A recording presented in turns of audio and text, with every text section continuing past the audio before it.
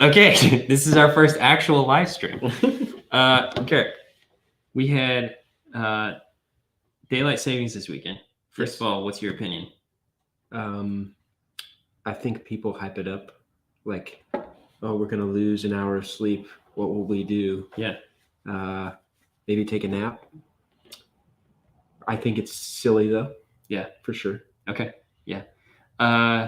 I like the longer hours, and I understand why they shift the time. Sometimes it seems like it'd be a lot easier if we just, kept it at one spot. But yes, I say all that because I wasn't expecting that we were going to have so much light through this window back here, because honestly, up until this weekend, we normally don't have this much light in the evening. So we're being real patriotic this evening, and possibly for a long time. I like the touch. Yeah. Okay. So let's get into the topics of this week. Let's see how. There we go. All right. So I pulled this article from CNBC. Consumers lost $5.8 billion to fraud last year, and plus that's up 70% from 2020, which is insane to me. Yes, because it seems like with as much as people talk about fraud and like ways to be careful, it seems like we as a society should be more careful than that. But it goes on to say that American consumers reported losing more than $5.8 billion in fraud last year, up from $3.4 billion in 2020. That was just the first slide. And it's really because people are stuck at home and they're being peddled fake health products such as hand sanitizers and masks, and use stolen data to file for unemployment and other benefits in victims' names. Yes. So when I read that part about the unemployment, I thought, wow, that could be a large portion of this 70%. Well, I do think that other things are contributing to it. Like, I know in the state of Ohio alone, there was several $1 billion that were, claimed falsely. And so I don't know, I guess, what falls into that statistic in terms of that website is taking into consideration somebody actually stealing identity and making a claim. Mm-hmm. And I'm sure there is some where there was a total fictitious identity made and claims, so that wouldn't fall into this statistic. But. Yeah, it would be interesting to see what the whole breakdown is of it all. But let me pull that up a little larger. And then it goes on to say that in such scams, criminals pretend to be someone else to steal money or sensitive personal information. They may include romance scams, as well as people falsely claiming to be government officials, a relative in distress, well-known business, or technical support expert, for example. I included this in here because mostly it's as a way to just kind of remind people, hey, these are some of the ways that people get scammed. Like at work, we get emails from a company that specializes in, keeping people from giving into fraud. And one of those things that they're talking about regularly is like, hey, be careful of people who are pretending to be technical support experts or, anything like that. And just be careful. Be careful of the things that seem super urgent. And it might save you a lot of money. Yeah. One thing that I thought reading the article was interesting was that the largest sum on average was obtained from the older generation, which would be expected, right? Yeah. But it notated that higher level of younger people were actually the targets. Yeah. Which just shows how, I guess, not to use the word good, I guess, but just elaborate they're getting at these scams. Yeah, because I would suspect that younger people would be more likely to shy away from things that look sketchy. Yeah. But it sounded like a lot of these things were like investment scams, which makes sense, especially with nowadays people are just like, oh yeah, make money online, and you can invest through this. A lot of things are legitimate and a lot of things aren't. So young people who are looking to make a lot of money in investments, I guess I can see where some of that might come in. Yeah. So I think that's the last slide on that one. The next one that I wanted to talk about, whoa, I just lost it. There we go. Is that President Biden just talked recently about starting to get into regulating cryptocurrencies. And it wasn't so much the actual like, oh yeah, we're going to start regulating cryptocurrencies. My understanding is more like, hey, let's start looking into what regulating cryptocurrencies would look like, which, the government is there to help protect people. Sometimes they do a better job at it than other times. So I understand where they're trying to go with regulating cryptocurrencies, but something that's interesting to me, and I'll get into that a little bit more, is just that cryptocurrency was kind of designed to be unregulated. Yeah. And so it's interesting to see some of the world governments actually trying to get into Yeah. How can we control this? Yeah. It seems like there's Jack. Most, I mean, the majority of crypto people, I would say everybody assumes the risk. People who invest in crypto know, well, it's kind of a new thing. There's not really, I don't know, anything material behind it, I guess. Yeah. Some people might argue that, but yeah. So yeah, interesting. Although there could be some benefits to some regulations, it can be viewed as more legit. Yeah, right. So the article goes on to say that the results could help shape the contour of a rapidly innovating industry, which I understand, where that's coming from, especially because there are a lot of crypto scams. There are a lot of what people call scam coins, where apparently it doesn't actually take a whole lot to actually create your own cryptocurrency. And then a lot of people buy into it because it's super cheap and they're hoping that it's going to get pumped up and then they can sell and make a ton of money, And for that reason, like, I can see why regulating some cryptocurrencies could make sense. But it goes on. Oh gosh. All right. I have to close Jack into the other room. Hey, Jack. Come on. Jack is being regulated for his own safety. That dog. Okay. So then it goes on later in the article to say that this gentleman, who has an interesting name, is a professor of trade policy at Cornell University and is the author of the book called The Future of Money. And he said that the order would put the United States in a pole position to set global standards and move closer to what he said was inevitable digitalization of the world's preeminent currency.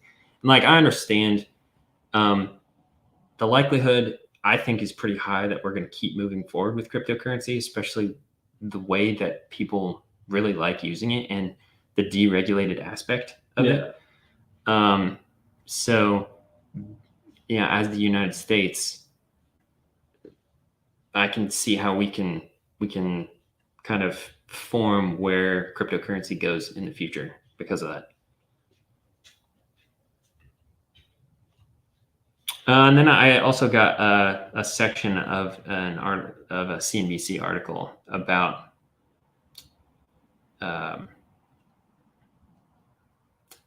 imposing a wash sale rules on the commodities, currencies, and digital assets in 2022, and that people have to, and if passed, this would prevent cryptocurrency investors from immediately buying back the same asset after selling at a loss. So it sounds like some of the regulations could be turned into like, hey, we got to make sure that people can't just buy and sell cryptocurrency super quickly. And I don't understand all the ramifications of that when it comes to like stocks and those kinds of things, but it sounds like that might be in effect in the future. Yeah.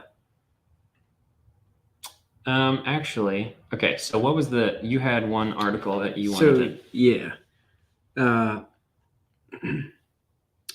The article I had was just about how loan rates were going up due to the Fed's rate hike or inevitable rate hikes. Mhm. I think it's supposed to, the first one going into effect tomorrow, right? Yeah, Wednesday. I think the Fed is meeting tomorrow and Wednesday. Yeah. So I'm guessing it's going to happen. So yeah, so just Oh, tomorrow is Wednesday.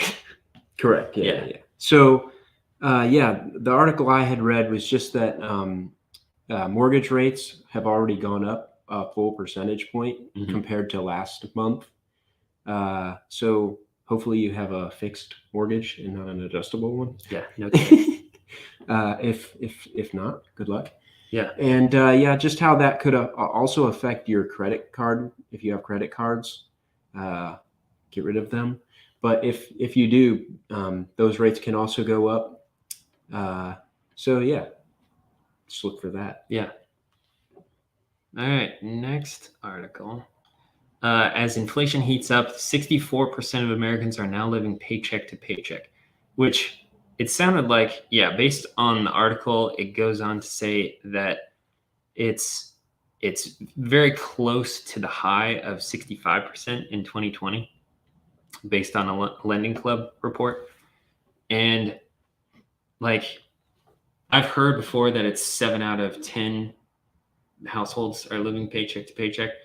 So I guess right now that really doesn't surprise me, especially with the inflation that's going on right now. Yeah. But what did surprise me is that going on, it says that even among those earning six figures, so above $100,000, 48% of them are now living paycheck to paycheck, which is, up from 42% in December. That's insane to me. Yes, ridiculous. Yeah. So I know that a lot of people have different situations. And one of the things that it goes on to say later is, I don't know if I have that slide in here. Anyways, is that some people have, a lot of people have different situations. So, some people have a high amount of debt that they're trying to pay off. So like, living paycheck to paycheck, if you have a 6-figure income, I can understand that. A lot of people just have a lot of unnecessary stuff, a lot of unnecessary payments. And especially right now, if you can sell like a used car or something, that would be enormous, especially if you don't need it. But one of the other things that it said in the article is like, hey, some people live in other locations that are really expensive to live in, like San Francisco. Yeah. Yeah. Yes, but not 48% of them. Yeah. Yeah. So, yeah. I found that to be astounding. And there was also another statistic in there about, I think it was, there was a certain percentage that said that they would need $120,000 a year to feel comfortable. Yeah. And that's just like, wow. Yeah. I would feel really comfortable. Yeah. Yeah. Yeah. Yeah. It's interesting to read through that and see exactly, I don't know, I guess the mindset that people are coming from. And I think that it might change as the economy changes, as the Fed raises rates. Yeah. And as inflation continues. Hopefully it slows down. But, and I included this in here because this is just an interesting graph to show kind of where the consumer prices and the earnings, the consumer price index, which is kind of where we look at inflation, how that relates to earnings and how it's outpacing earnings. Yeah. Currently. So, all right. So that goes into an article that I had, and it was basically outlining the unemployment rate and how it's kind of plateauing. Well, not plateauing, but going back to what it was in 2020. So in February last month, there was still a shortage of about 500,000 jobs compared to February of 2020. But in February, February last month of 2022, there was a 600,000 jobs were added, over 600,000. So that deficit could actually be made up fairly quickly, and that's shown in this graph. So with that, the article that I was reading was notating how the raises that we've seen in the workforce have been up for over a year now. Yeah. And how they actually are starting to plateau, and raises are actually not given as generously, I guess. Mm-hmm. So the average was only like 1 cent was the average as opposed to last month. So it only went up a slight percentage. A single cent Yes, per hour? Yes, was the average. Yeah. So, Jeez. yeah. So, well, they're not giving a single cent. Yeah, it right. was, compared to the raises last month. Yeah, So I guess along with that, if you're living paycheck to paycheck, don't. But if you are, don't expect to get a larger paycheck anytime soon. That's just not something that you should assume ever. Yeah. But obviously the cost of living may be, somewhat rather large if you get a cost of living wage Mm-hmm. at your job. But with what Caleb showed in the last graph, the cost of living is actually, not really actually a raise. Mm. Obviously, it's just making up for inflation. So yeah. And unfortunately, one of the good news about this is, with the lower inflation rate, but also, or not the inflation rate, but the lower unemployment rate, but also just the number of jobs that are out there. There's an immense amount of opportunity for finding a new job. So if you are in a position where you are living paycheck to paycheck, there are always things that we can do, right? Yeah. So we can lower our living expenses, which there are unfortunately some things that we can't control at all, like groceries and fuel. Yep. And heating costs. Those are basically the three things that I have talked about in my recent videos. And also you can try to increase your wages. So whether it means going and getting another job, maybe on the weekends or in some evenings, or just going out and finding a new job that pays more because of your experience, this is a great time to do it. And we're not going to pretend like it's easy to just like turn around tomorrow and not live paycheck to paycheck anymore. But there are things that you can do. So be a part of the Great Resignation. Yeah. And go find another job. Yeah. All right. So you got anything else? Nope. Yeah. Happy Tuesday, and thank you for joining in, and make sure you like and subscribe. Yes. And we're about to go play trivia, which I suck at. So it's gonna be fun. It'd be a good time. Yeah. All right. See you guys in a week or two.